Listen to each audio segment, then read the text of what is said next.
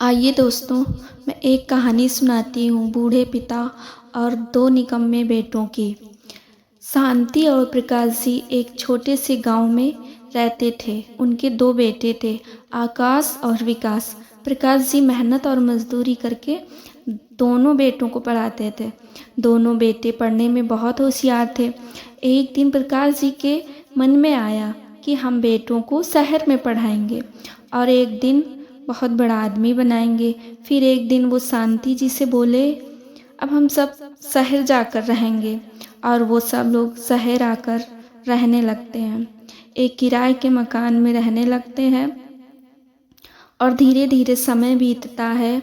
प्रकाश जी बेटों का अच्छे स्कूल में दाखिला करा देते हैं और प्रकाश जी खुद मेहनत और मजदूरी करने लगते हैं और कुछ समय बाद वो खुद का घर ले लेते हैं। और आकाश और विकास पढ़ लिख कर इंजीनियर बन जाते हैं। धीरे धीरे समय बीतता है। शांति जी प्रकाश जी से बोलती हैं, क्यों ना हम आकाश की शादी करा दें। और फिर आकाश की शादी बहुत धूमधाम से संपन्न हो जाती है। घर में बहू आ जाती है तो शांति जी को भी घर के काम से थोड़ी फुर्सत मिल जाती है। बहू सबका बहुत अच्छे से ख्याल रखती है। समय बीतता है, फिर आकाश की भी शादी हो जाती है। शांति जी की छोटी बहू बहुत बड़े घराने की होती है। इस वजह से उसकी किसी से ज़्यादा बनती नहीं थी। आए दिन लड़ाई झगड़े होते रहते थे। रोज रोज के झगड़ों से परेशान होकर प्रकाश जी ने छोटे बेटे को दूसरा मकान दे दिया। खुद और शांति जी भी उन्हीं के साथ रहने लगते हैं। लेकिन उन्होंने अभी तक अपनी मेहनत और मजदूरी का काम नहीं छोड़ा था। वो रोज़ अपनी पुरानी सी साइकिल में एक थैला लटका कर जाते। प्रकाश जी की ये बात उनके बेटे बहू को जरा भी अच्छी नहीं लगती थी। एक दिन प्रकाश जी रोज की तरह साइकिल से काम पे जा रहे थे। अचानक उनको चक्कर आ जाते हैं और वो साइकिल से नीचे गिर जाते हैं।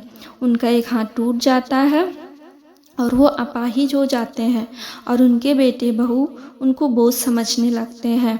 और एक दिन ऐसा आता है, उनके बेटे बहू बोल देते हैं, पापा जी अब आप किसी काम के नहीं हो तो आप ऐसा करिए, आप वृद्धाश्रम चले जाइए। अपने बेटे बहू की ये बात सुनकर उनका दिल टूट जाता है। फिर वो आकाश को फ़ोन करते हैं और सारी बात बताते हैं, लेकिन आकाश जी भी उनको रखने से मना कर देता है। फिर एक दिन उन्हें कोई बताता है कि यहाँ से थोड़ी दूर एक वृद्धाश्रम है तो आप वहाँ चले जाइए। फिर शांति और प्रकाश जी निकल पड़ते हैं और वृद्धाश्रम पहुँच जाते हैं। लेकिन अफसोस उनके बेटे बहू उन्हें वहाँ भी चैन से रहने नहीं देते। बोलते हैं, आप यहाँ से कहीं और चले जाइए, मेरी बहुत बदनामी होती है।